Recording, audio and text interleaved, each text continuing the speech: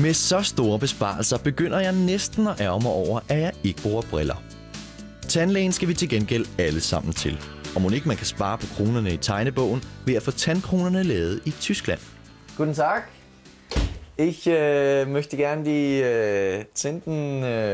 Vi kan sagtens tale dansk. Du er dansker simpelthen? Ja, det er der. Det var ret heldigt, fordi som I nok kan høre, så er det lige nogle år siden min tysk eksamen. Hvordan kan det være, at du så har slået dig ned som tandlæge i Tyskland?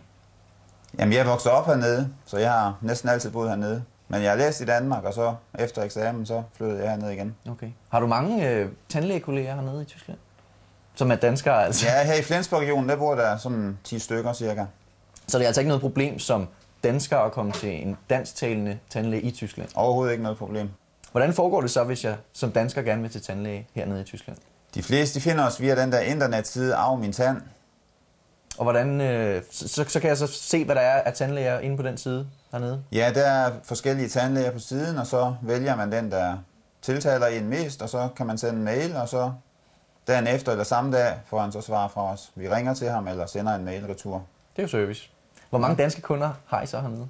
Over 90%. Over 90%? Ja. Selvom I er bosiddende hernede i Tyskland? Ja, det er helt utroligt egentlig, men sandt. Det lyder som om, der også kunne være noget at spare, så siden der er så mange danskere, der kommer herned. Hvor meget tror du typisk, der kan være at spare? Det er netop, der er en stor del at spare. Omkring en 40% i forhold til de danske priser. Rigtige tænder kan ej købes for penge.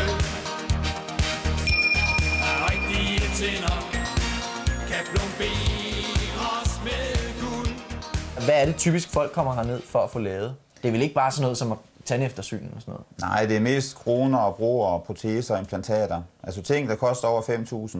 Ja. Der ligger besparelserne.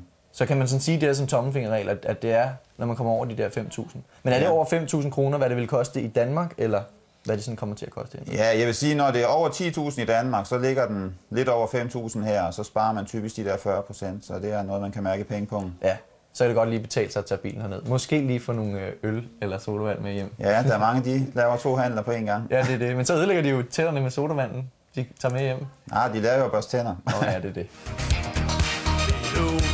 Det er, man kalder forlorne tænder. Det er